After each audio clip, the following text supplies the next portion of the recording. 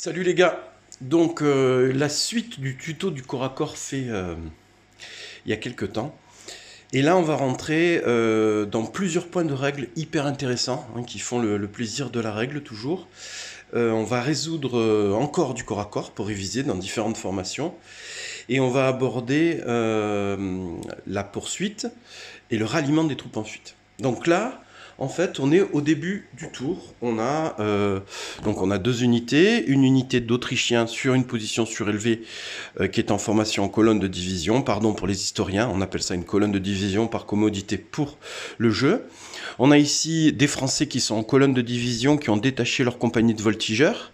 Au premier rang ici, le Français a mis sa compagnie de grenadiers, hein, une option que le Français a. Pourquoi faire ça Parce qu'ils ont un physique supérieur aux troupes classiques et souhaitent donc avoir toutes ces chances au corps à corps. S'ils avaient été en arrière, pour rappel, dans les précédents tutos, vous vous rappelez qu'ils donnaient un +1 en psychologie. On a un colonel, on a un général de division qui s'est rapproché de ce corps à corps là, de division, puisque moi je mets des socles ronds pour figurer les généraux de division et des socles ovales pour figurer les généraux de brigade. On a l'archiduc Charles ici qui est pas loin, qu'on va jouer en général de division aujourd'hui. Éventuellement, si on a besoin d'approcher un général d'une unité, on verra, ou d'intégrer un général plutôt à une unité, on verra les intérêts que ça a. Je n'ai aucune idée du résultat du corps à corps qu'on va avoir, et le cas échéant, je vous montrerai comment on fait pour amener un officier dans l'unité. Voilà. Donc, comme je le disais, donc là on en est au tout début, on a placé les pions d'ordre. Donc ici on voit qu'on a 2 pions d'ordre, ici on a un pion d'ordre, ici on a 2 pions d'ordre. Donc là en même temps, je vais vous montrer l'ordre réception de charge, comment on le résout, à quoi il sert. Et ensuite, je vais vous montrer comment on peut activer effectivement pour la même unité 2 ordres différents dans ce bataillon français qui a cette possibilité d'y détacher une compagnie. Donc ça c'est intéressant pour les joueurs français et les adversaires, etc. Donc là on va arriver vers l'activation des unités. Donc j'ai préparé mon coup avant, hein. On voit ici les cartes qui sont tendues par chacun des joueurs. Donc on voit tout de suite ici que c'est l'Autrichien qui a l'initiative. Pourquoi l'initiative? Parce que l'objectif est de vous expliquer l'intérêt de ce fameux ordre réception de charge. Qui dit, on le voit ici sur la fiche d'annexe, hein, qu'une unité d'infanterie se faisant charger par de l'infanterie n'ayant pas encore effectué son ordre quel qu'il soit, l'unité frappera en second, donc ça c'est la situation classique. Le petit 2, c'est ayant réussi l'ordre réception de charge, l'unité frappera uniquement avec ses 2 premiers rangs, ça c'est classique puisque on reçoit une charge, on tape qu'avec ses 2 premiers rangs, mais les attaques se feront en simultané avec l'unité qui a chargé. Donc, c'est pour ça qu'ici, j'ai mis l'ordre réception de charge. Donc là, encore une fois, j'ai mis 2 fois le même ordre, parce que dans ce cas-là, bon, quand on met réception de charge, c'est réception de charge. Je ne peux faire que ça. Et je n'ai pas le pion leurre. Pourquoi? Parce que c'est moi qui récupérais les boîtes de commandement de pions qu'avait fait au début notre ami Battlefield, et je n'ai pas de pion leurre en fait. Donc c'est vous qui les avez, mais moi j'en ai pas.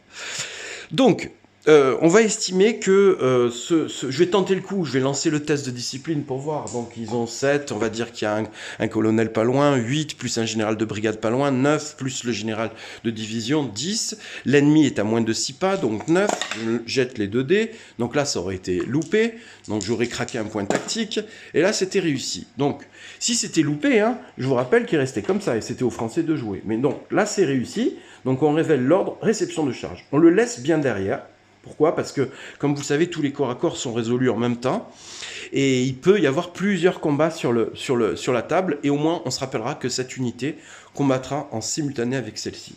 On prend la carte d'activation et on la retourne face contre terre pour dire que, se rappeler que cette unité a joué. Donc je vous rappelle qu'un régiment type autrichien, c'est 3 bataillons. Donc là, en fait, je fais 3 G2D et il y a 3 bataillons qui font leur test de discipline. Il y aurait pu en avoir un ici qui fait tir, par exemple, ou un ici qui fait charge, pour casser la charge du français. Bon, on va rester simple pour pouvoir vous montrer ce que j'ai envie de vous montrer. Vient le tour du français. Donc le français, il a 7 en discipline, plus son colonel 8, plus son général de division 9. Il y a un ennemi à moins de 6 pas, puisque cette unité appartient à cette unité-là. Donc là, on est au-delà des 6 pas. Donc ça fait moins 1. Donc 7 plus 1, 8 plus 1, 9. Moins 1, 8. Donc il faut réussir le G, qui est réussi. Donc le français révèle ses ordres. Premier ordre, ici j'ai mis l'ordre tir. Premier ordre, ici j'ai mis l'ordre avance. Deuxième ordre, j'ai mis l'ordre charge. Donc ça veut dire que le français dans ce cas-là peut faire un tir avec ses tirailleurs pendant que l'unité avance. Donc là, c'est un peu plus technique, hein, mais c'est pour vous montrer comment on joue ces deux unités. Donc peut faire un tir, et au moment où il fera la charge, comme vous le savez, les voltigeurs vont se réfugier derrière le bataillon. Donc on va faire le tir, ici, l'activation, donc c'est classique, hein, c'est 4 voltigeurs, donc c'est ici, qui tirent à une distance du milieu au milieu, on va voir combien ça fait, ça doit faire 4 pas, ouais, ça fait 4 pas. Donc 4 voltigeurs qui sont à 4 pas. Comme ils sont tireurs d'élite, ils ont la règle à courte portée, on décale vers la gauche, on passe à 9+, relançable. À courte portée, l'unité a reçu un tir d'Autrichien, donc elle reçoit un pion d'accablement, même s'il n'y a pas de perte, parce qu'on est à courte portée. Donc on est d'accord que c'est un 9+ relançable. Donc on va le faire sous vos yeux. Premier coup, donc on a une perte côté autrichien. Donc là, l'Autrichien choisit le côté où il enlève sa perte. Regardez, j'ai commencé à faire ça, c'est une erreur. Non, c'est pas une erreur. J'enlève ma perte ici, puisque de toute façon, je vais recevoir la charge. Donc j'enlève ma perte. Donc je rappelle à tous les joueurs qui ont ce clé par 4, que vous pouvez mettre un marqueur pour vous rappeler des pertes. Mais bon, là, j'ai enlevé ma figurine. C'est une perte côté autrichien. Et un pion d'accablement, alors là, pour le coup, qui est complètement assumé. Le tir a été fait. Je vais faire une avance du maximum que je peux faire pour pouvoir effectuer ma charge qui est à 6 pas. Donc là, je peux mesurer, hein, j'ai tout montré. Donc je sais que je peux avancer jusque-là. Et là, regardez, si j'avance tout droit, je vais avoir un gros nombre de figurines qui vont être hors combat. Donc c'est pas intéressant pour le français. Donc on va faire ce fameux débord d'un socle. Alors je vous rappelle que cette unité-là va se réfugier derrière, puisqu'elle va être... c'est le cas hein, qu'on explique dans le livre de règles, pour laisser passer le bataillon dit mère, enfin père, enfin le bataillon d'origine de nos voltigeurs. Donc là, je vais faire un débord, je vais utiliser ça comme repère tout de suite, un débord à gauche, pour pouvoir, enfin à droite, pardon, pour pouvoir avancer dès ce premier pas. Hop, j'ai fait ce premier pas. On a le droit à un débord que si on fait au moins un pas. Donc je peux faire un peu plus si je veux, puisque vous savez que dans cette formation, j'ai 4 pas plus 2, donc ça fait 6 pas, donc il y avait beaucoup plus que 12 pas. Donc là, je suis serein. J'ai fait mon ordre avance. Ensuite, je vais faire mon ordre charge. Mais là, regardez, j'ai encore des figurines qui vont être dans le warp. J'ai mis 2 ordres. Donc le deuxième, j'ai droit aussi à un débord. Donc là, je vais faire un deuxième débord d'un socle. Et là, je vais avancer droit devant. Et là, alors, ça doit être strictement devant. Et là, je suis à 6 pouces. J'avance droit devant. Hop, hop, hop, hop, hop. Et je me retrouve ici. Donc en fait, eux viennent ici. La carte est jouée, on la pose derrière, et je me retrouve, donc je range un petit peu mes figurines pour que ce soit joli, je me retrouve ici avec 3 figurines qui ne pourront pas taper. D'accord?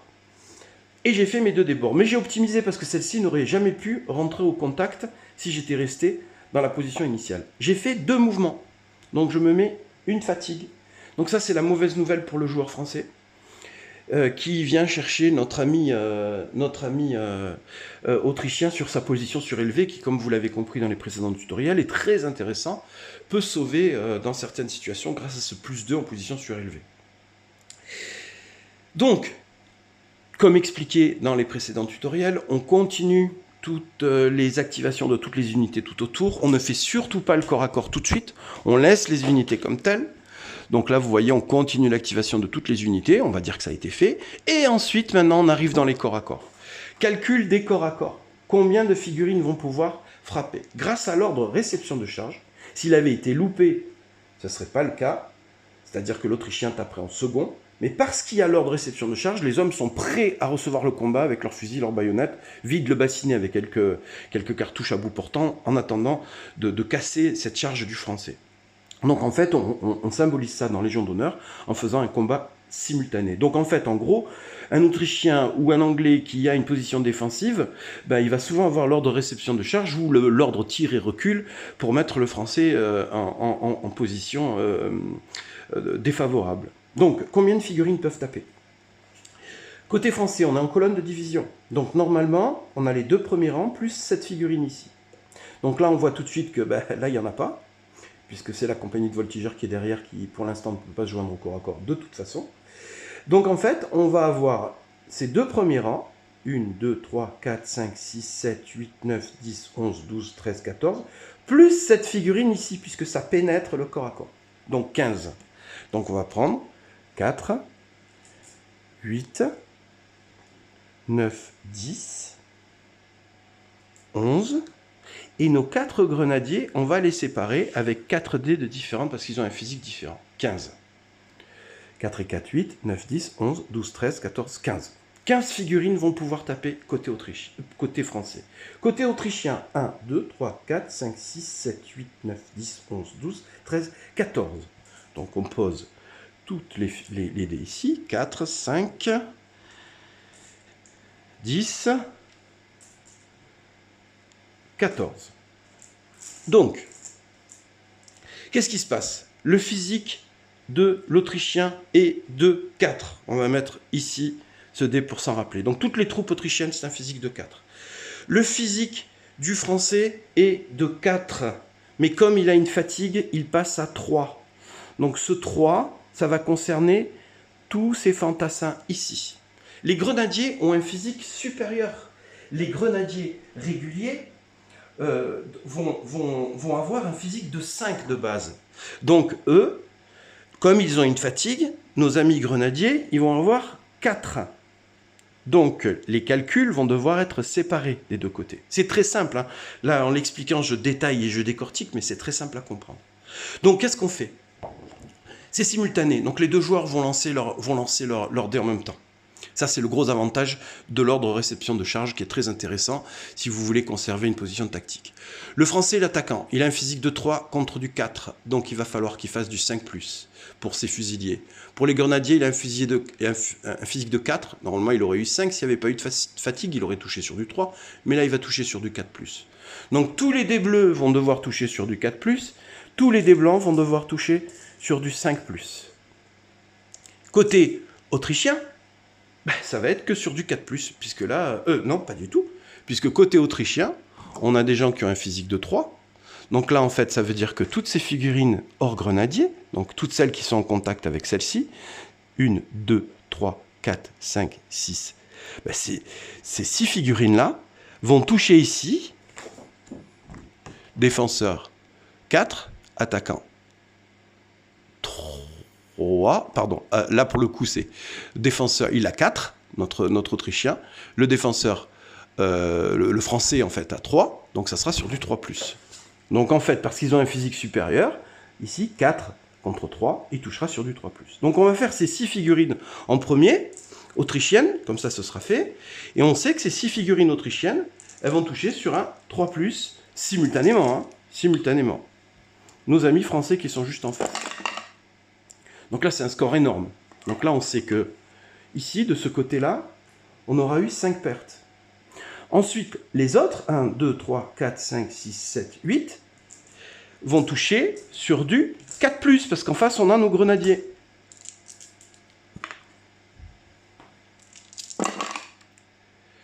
Donc là, on a la compagnie de grenadiers qui saute complètement. Côté français, donc on n'enlève pas les figurines françaises, puisque là c'est simultané. Donc côté français, de ce côté-là, ça va taper sur du 5+, donc c'est tous les fusiliers, et de l'autre côté sur du 4+, donc les bleus sur du 4+, et les blancs sur du 5+. Et on va voir ce que ça va donner. J'indique qu'il s'est fait la malle. Donc là c'était un 6, donc ça fait 6. 1, 2, 3, 4, 5, 6, 7. Donc, côté autrichien, on va avoir 7 pertes. Donc, ici, on a 9 pertes. 9 pertes, donc on les marque ici, côté français, 9 pertes. Et côté autrichien, on va avoir 7 pertes. 7 pertes. J'ai plus de dés rouges, donc je vais le mettre comme ça. 7 pertes. Donc là, c'est assez simple de se rendre compte très rapidement que, s'il m'en restait un, 7 pertes. Que c'est à vue de nez, là, c'est l'Autrichien qui a remporté le corps à corps parce qu'il a fait plus de pertes. On a 24 figurines au total.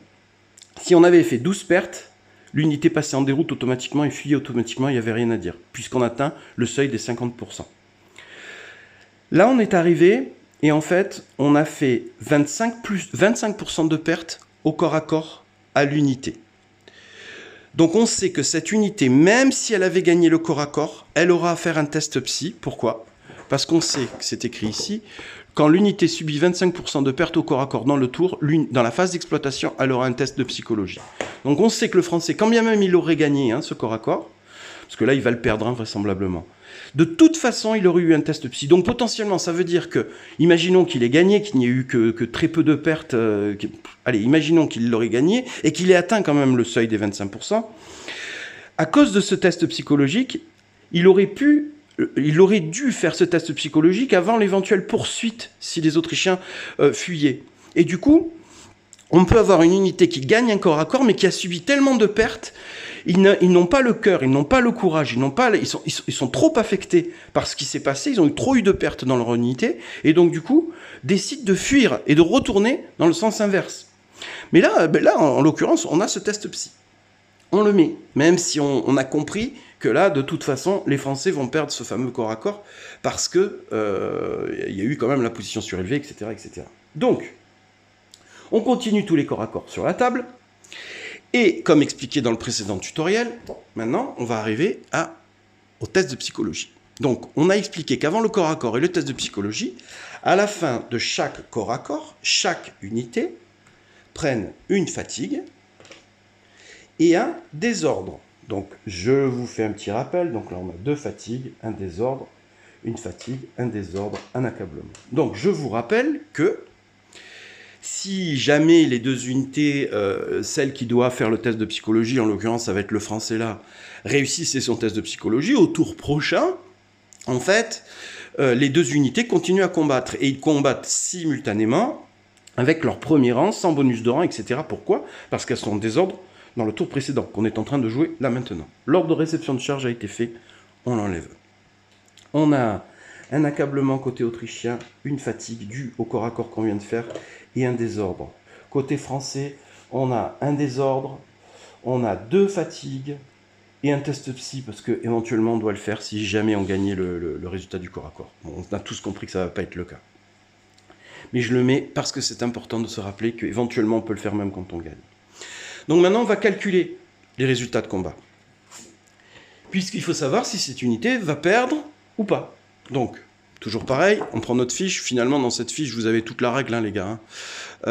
Et on suit les lignes une à une qu'on connaît à force par cœur. Et on va faire le score. Donc, le score de l'Autrichien, on va le faire ici avec ce dé jaune. Il a fait 7 pertes. Déjà, ça, on le sait, aux Français. Pardon, 9 pertes, excusez-moi. 9 pertes à notre joueur français. 9. Ça, ce sont les pertes du français. Il a un étendard. Oui. Est-ce qu'il a chargé dans le tour? Non. Est-ce qu'il a des bonus de rang? Oui. Il en a 2. On rajoute ce score-là. 2. Est-ce qu'il est en position surélevée? Oui. 2. Donc là, vous voyez que ça sent la poudre pour notre ami français. Et on voit l'intérêt des collines sur les champs de bataille, des positions surélevées qui, pour des armées défensives comme l'Autrichien, l'Anglais ou le Russe dans certaines situations, peuvent être très intéressantes. C'est pour ça qu'on a mis nos grenadiers au premier rang pour vraiment essayer d'en faire le plus possible. Et au passage, vous avez vu que j'ai fait 2 mouvements. Donc quand on charge avec une fatigue, vous avez vu que les résultats, il a fait un beau score, il a fait quand même 7, notre ami français. Mais s'il n'y avait pas eu cette fatigue, là, ils auraient touché sur du 3+, nos grenadiers. Donc ça aurait fait beaucoup plus de dégâts. Et là, sur du 4+. Donc, il aurait pu gagner le corps à corps, notre Français. Donc, quand vous montez à l'assaut sur une position, surtout un Autrichien sur une colline, essayez de ne pas y aller avec trop de fatigue. Est-ce qu'il y a des malus? Est-ce qu'il était réduit au début? Non. Est-ce qu'il a été attaqué de côté, dans le dos? Non. Donc là, le score de notre Autrichien, il est de 9, 10, 11, 12, 13, 14. Gros score. Côté français. Donc, notre Français, il a 7. Il a fait 7 pertes. Il a 2 rangs. Alors, 2 rangs, oui, puisqu'au début du tour, il avait... Alors non, attention. on a eu 9 pertes. Donc tous ces fantassins, on va les enlever. Part 4. 5, 6, 7, 8. 9. Je vais laisser l'étendard parce que ça me fait mal d'enlever l'étendard. Donc voilà à quoi ressemble à la fin du combat notre bataillon français. Et je vais enlever les pertes là et je ne vais pas faire mon feignant côté autrichien. Donc ça fait 5, 6, 7. Voilà à quoi ressemble. Donc du coup, vous voyez là, je viens de voir que j'ai plus qu'un rang. Puisque là, j'ai 2 figurines. Et comme quoi, il faut bien enlever les figurines ou bien se rappeler des marqueurs. Donc là, on a enlevé les pertes. Est-ce qu'il y a un bonus de rang? Du coup, il n'y en a pas. Est-ce qu'il y a un étendard? Oui. Est-ce qu'il a chargé? Oui. Réduit au début du tour? Non. Il n'y a pas de réduction au début du tour. Écoutez, quand on lit la fiche, je la relis, les pertes infligées, cavalerie lourde, c'est pas le cas, nombre de rangs, maximum de rangs, mais il n'y en a pas. La position surélevée, il n'en a pas, un étendard, la charge plus 1. Donc voilà notre score. Hein. Donc on a 7, 8, 9. Donc on va enlever déjà 2. Ici, hop. On va enlever 7. Notre Autrichien gagne de 4 le corps à corps. Donc si on avait des unités autour du français, je vous rappelle que les unités autour du français, là, elles doivent tester dans les 6 pouces. Parce que l'unité, on sait que ce sont les Français qui ont perdu. Donc là, la phase de psychologie, on va y arriver. On va devoir faire le test de panique de notre unité française, puisqu'elle a perdu le combat. Donc si tu perds le combat, tu fais ton test de panique. Donc, l'unité française a 7 en psychologie, auquel on enlève 4, puisque l'Autrichien a gagné 4, donc il se retrouve à 5. Donc il faut qu'il réussisse un 5 ou moins pour rester sur place. Loupé, on craque un point de tactique. Allez, on y va, on n'a qu'une unité de chaque côté. Loupé, ce qui est logique statistiquement, hein, c'est très dur de faire un 5. On sait que le français va passer en fuite. Pour ceux qui n'ont pas la boîte maréchal d'Empire, on met nos deux... donc là, pour le coup, les voltigeurs, on les met comme ça en vrac derrière, puisqu'ils ne donnent pas de bonus de rang au premier tour de corps à corps. On sait que l'unité va passer en fuite, ou bien on met un jeton fuite qu'on pique à un autre jeu ou qu'on trouve dans la boîte maréchal d'Empire, qu'on peut acheter séparément d'ailleurs sur le site de Battlefield Factory. On n'est pas obligé d'acheter la boîte maréchal d'Empire. J'ai demandé à Laurent qu'on ne rentre pas dans un truc marketing. Si les gars ont envie d'acheter que les jetons fuite, ils peuvent acheter que les jetons fuite. Hein. On est au service du joueur, les gars. Hein. Donc là, on est ici. Donc le test psy qui était au préalable parce que l'unité, etc., atteint les 25%, finalement, on a dit qu'on faisait un test psychologique dans le tour, sauf le test de ralliement qu'on va voir tout à l'heure.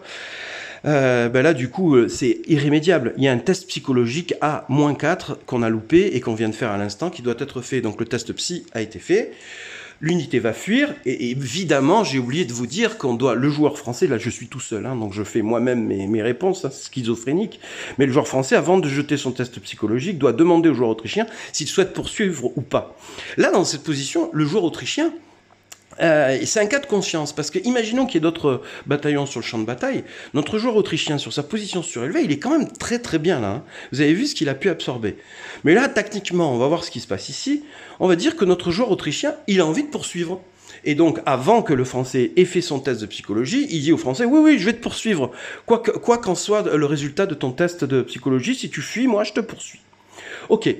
Donc là, on arrive dans la phase, on continue, c'est toujours très simple, on continue, hein. Mouvement obligatoire. Là, je décortique tout pour que vous compreniez, mais quand on joue et quand on l'a fait 2-3 fois, on comprend, hein, ça va plutôt vite. Donc, là, on sait qu'une fuite pour de l'infanterie, c'est 1d6 plus le mouvement de base, une poursuite pour l'infanterie, c'est 1d6 plus le mouvement de base. Si c'était de la cavalerie, c'est 2d6 plus le mouvement de base, etc., etc. Donc, 1d6 plus mouvement de base pour notre ami français et 1d6 plus le mouvement de base pour notre ami autrichien.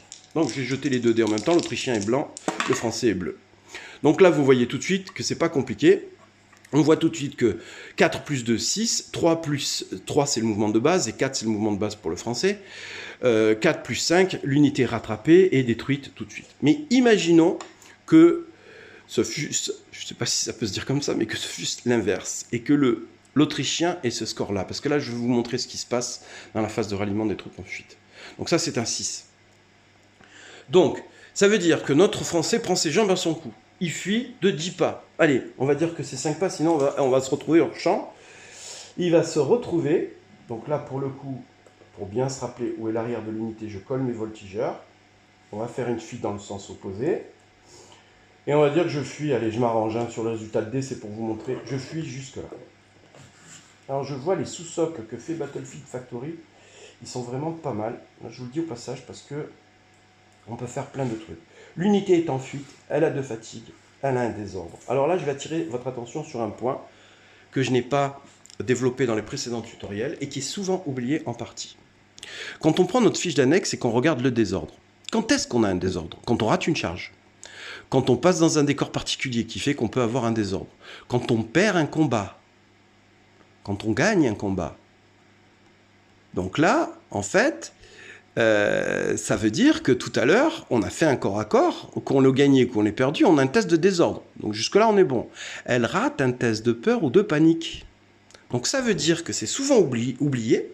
Là, notre Français, il prend un deuxième désordre. Parce que, premier tour, il a raté son corps à corps, mais il a aussi raté son test de panique. Donc il a 2 désordres. Très très important. Très important. De s'en rappeler.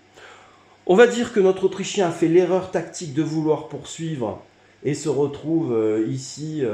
Donc là, c'est tout droit. Hein, la fuite, il n'y a pas de débord, il est en désordre, donc on est comme ça. Donc notre ami autrichien se retrouve comme ça, derrière, n'a pas réussi à rallier, il a perdu sa position surélevée, c'est pas terrible, il a son désordre, son accablement, sa fatigue. Et là, l'unité est toujours considérée en fuite. Alors je vous rappelle, encore une fois, hein, moi j'ai mis le petit jeton fuite, mais vous mettez 2 dés vers votre bord de table pour dire vers où elle fuit, hein, si vous n'avez pas le jeton fuite. Donc là, je bouge un peu ma caméra, comme ça vous voyez l'ensemble, je me rends compte que le cadrage n'est pas terrible. Voilà, là on voit bien. Là, en fait, on a une unité française qui est en fuite face à notre unité autrichienne. Je continue le tour et vous allez voir où je veux aller. Mouvement obligatoire, c'est fait. Retraite en bon ordre de la cavalerie. Si sur la table, il y avait des retraites en bon ordre de la cavalerie, on les fait. Réaction, si jamais vous la jouez et que vous êtes plus novice, vous vous régalez, vous faites cette phase-là. Et là, on a ralliement des troupes en fuite. Alors, ralliement des troupes en fuite, c'est un test de psychologie qui est fait. C'est un deuxième test de psychologie qui s'appelle un test de ralliement.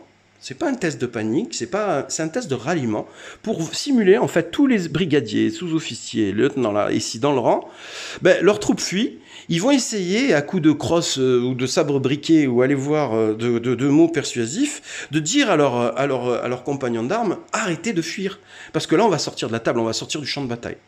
Donc là on a une chance dans le même tour, même si on a perdu le corps à corps, de rallier.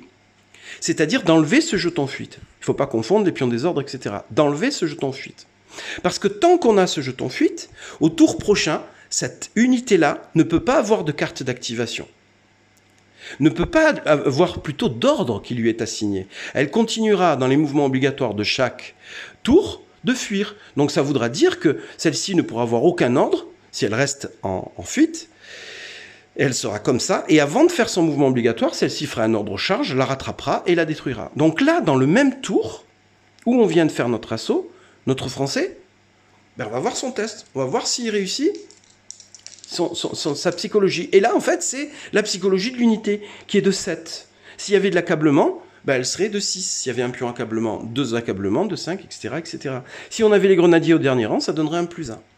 Donc là, 7... il faut réussir ce fameux test de psychologie. 5. J'ai réussi. Donc on a une chance sur 2, comme vous le savez. L'unité ne fuit plus. Donc, en faisant ça, je sais qu'imaginons que le bord de la table est ici. Cette unité ne va pas être tout de suite perdue. Donc on continue. Elle pourra jouer, elle aura une carte d'activation le tour prochain. Effectuer les tests des pions d'accablement. Comme dit dans la règle, là on en a un. Psychologie sec, celle-ci, on la garde. Mouvement des officiers à pied, à cheval. Donc là, moi, je rapproche. Est-ce que j'en ai besoin? Il bouge de 9 pas, hein, je le fais rapidement. Est-ce que j'ai besoin de mettre le général de division au sein de l'unité pour donner ma psychologie, etc., etc. Peut-être intéressant dans ce cas-là. Mais là, en fait, pourquoi ça pourrait être intéressant là, de mettre notre général de division? Parce qu'en fait... le général de division, il a une discipline de 10. Donc, sa caractéristique à lui, c'est 10. Ici, on voit qu'on a 2 pions de désordre. L'unité a une discipline de 7 plus 1, le colonel, 8, plus 1, si on restait dans la configuration classique, 9, 9 moins 4, ça fera 5. Donc là, en fait, qu'est-ce que je suis en train de calculer?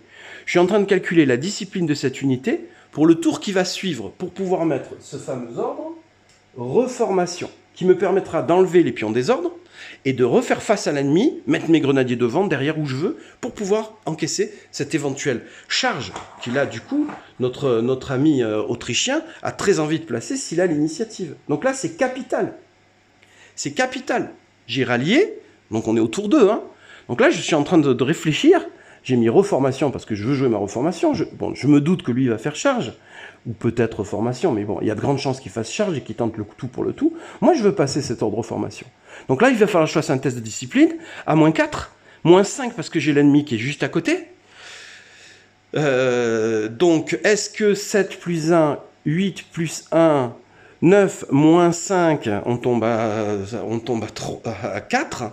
4 en test de discipline pour réussir un test de discipline, c'est chaud. Donc là, je tente le tout pour le tout, ma bataille, là j'ai 2 bataillons. Qu'est-ce que je fais? Mouvement des officiers, ça c'est dans le tour 2.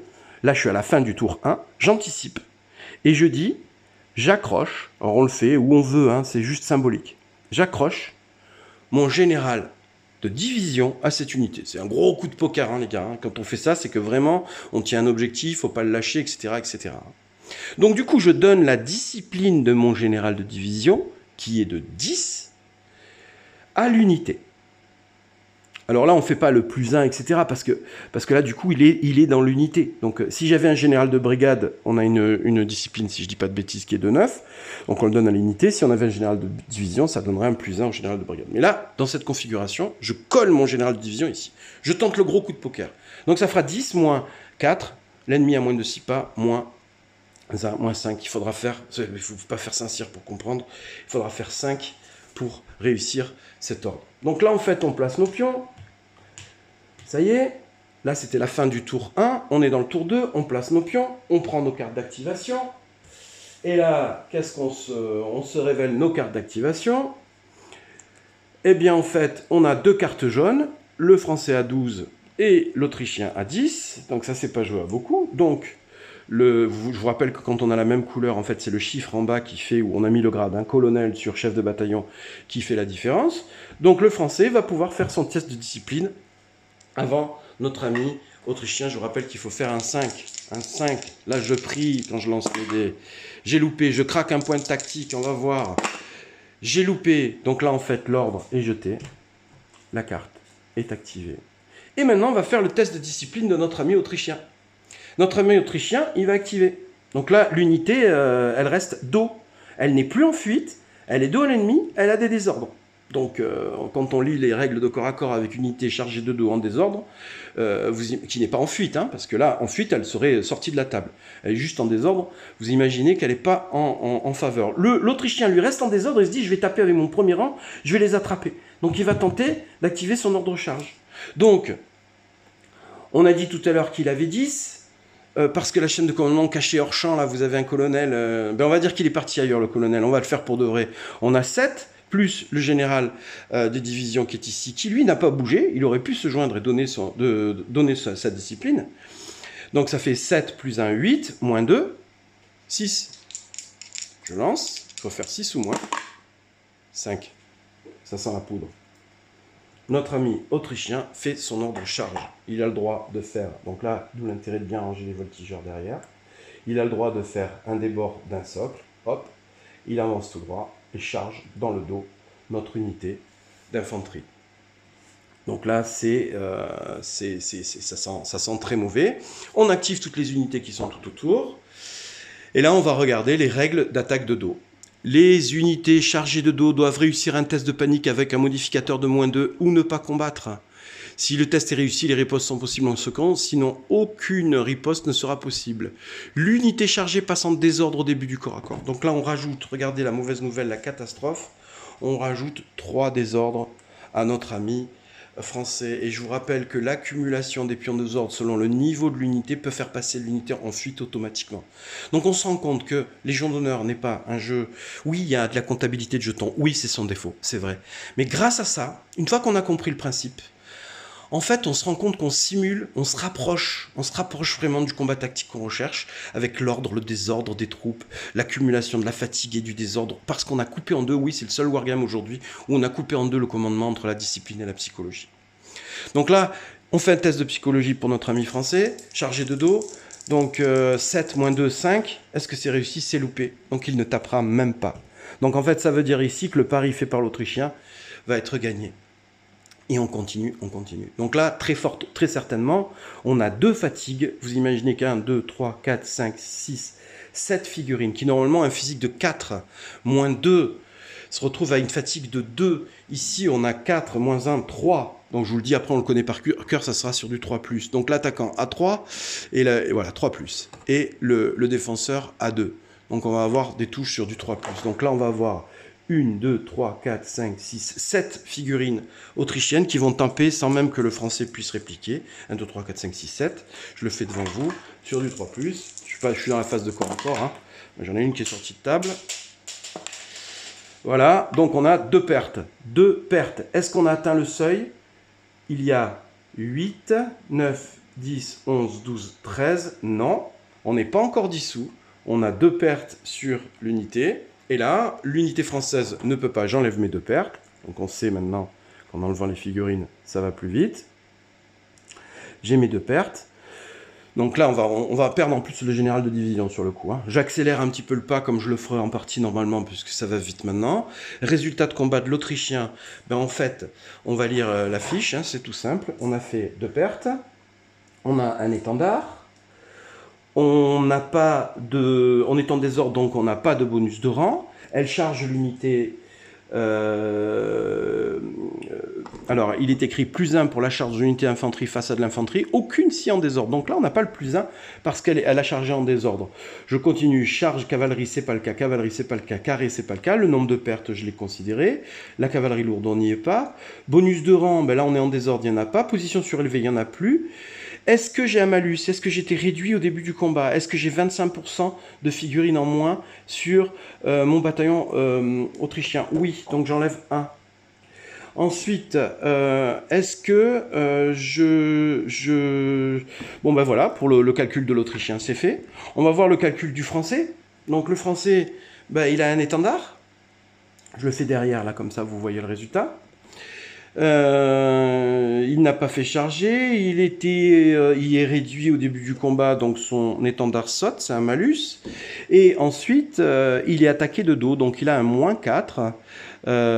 Et donc ce -4, eh ben, c'est un +4 finalement, puisque le français a -4 pour notre ami autrichien. Donc en fait, l'Autrichien gagne le corps à corps de 6.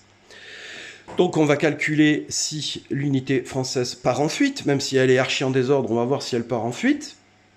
Je crois même qu'à 3 désordres, peut-être qu'elle passe en fuite automatiquement, à vérifier.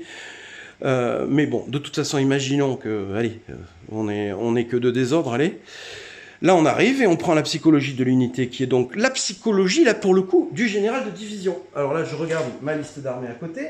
Le général de division, en psychologie, il a 9. Donc là, ça va peut-être un peu sauver les miches. Hein. Enfin, 9 moins 6 reste 3. Donc pour que le français ne fuit pas et reste accroché dans cette position horrible au corps à corps, à mon avis, c'est pas trop ce qu'il souhaite. Oui, puis pour pouvoir laisser le temps à l'officier de sortir de ce corps à corps, parce que ça peut lui piquer les oreilles, ben on va faire le test de psychologie du français.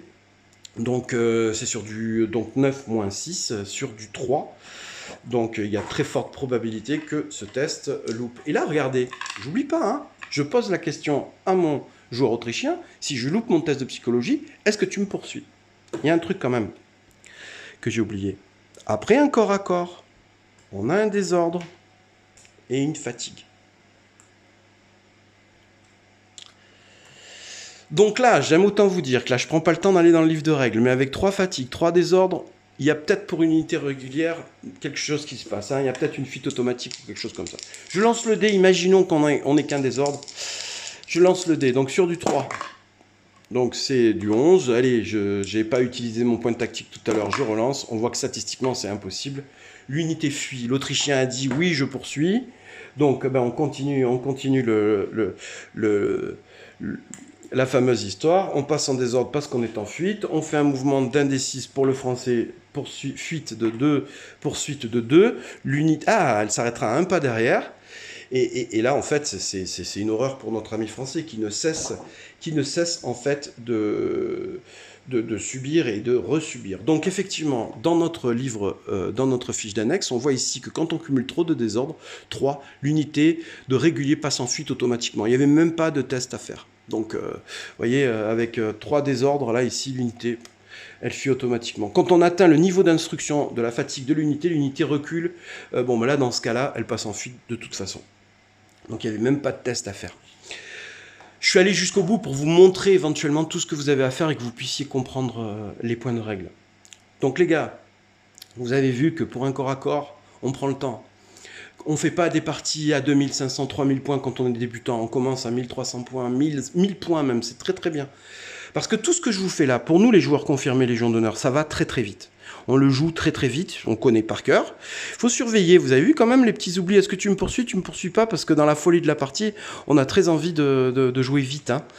Et en fait, les corps à corps, quand on avance dans le jeu et quand on joue vraiment bien, on se rend compte qu'ils sont utilisés qu'à un moment clé. Et je le répète et le dirai toujours, les gars, pour vous apprendre à bien jouer en école de guerre à Légion d'honneur, vous voyez que ça peut être très dévastateur. Imaginez qu'autour de ces Français, on ait plusieurs autres bataillons qui aient préparé un plan pour attaquer la colline ici. Là, cette unité aurait fait tester 2 fois, dans 2 tours, toutes les unités qui sont tout autour. Donc ne vous précipitez pas. Ne vous précipitez pas. Préparez vos tirs. Préparez vraiment vos tirs. Regardez, observez la ligne de combat de l'adversaire comme c'était fait à l'époque. Hein. Un coup de longue vue avec le général et tout son staff. Où est-ce qu'on va taper? Où est-ce qu'on va affaiblir? Où est-ce qu'on va creuser? Là, il y a une position surélevée, ça va être compliqué. Il y a un mur à tel endroit. Il y a des pionniers qui sont en train de rétablir un mur. Moi, j'envoie telle artillerie à tel endroit pour détruire ce mur qui rend tenace une unité. En fait... Après, ça devient exponentiel. Là, on en est dans des situations très simples. Exponentiel est tellement plaisant parce qu'une fois que vous avez compris ce système, qui finalement est basique, quand vous avez compris ça, vous allez vous permettre tout ce qu'on peut lire dans nos bouquins historiques sans aller consulter 80 tableaux. Puisque se rappeler qu'une unité, quand elle a atteint 3 désordres, eh ben, elle fuit automatiquement. C'est bon. En fait, le joueur autrichien performant, il s'en rappellera. Et quand il va voir les 3 désordres, il ne mettra pas son pion charge ici. Il va dire, bon, c'est bon, il est en fuite et c'est bon, il fuira de toute façon. Voilà, les gars. Donc, qui dit fuite, je fuis hein, dans le tour. Hein. Mais attention, n'oubliez pas le ralliement des troupes en fuite. On peut tenter ce ralliement. Mais quand on a 3 désordres, de toute façon, on passera en fuite. De toute façon. Voilà, les gars. Vous avez vu que c'est technique, que vous avez le temps, ne passez pas encore à la phase de réaction. Là, dans ce cas-là, on a vu que notre ami autrichien ne rattrapait toujours pas cet ami français. Allez, bonne journée. On va faire d'autres tutos avec des Français qui gagnent, hein, parce que là, ils prennent des sacrés tolls, nos Français, en ce moment. Salut.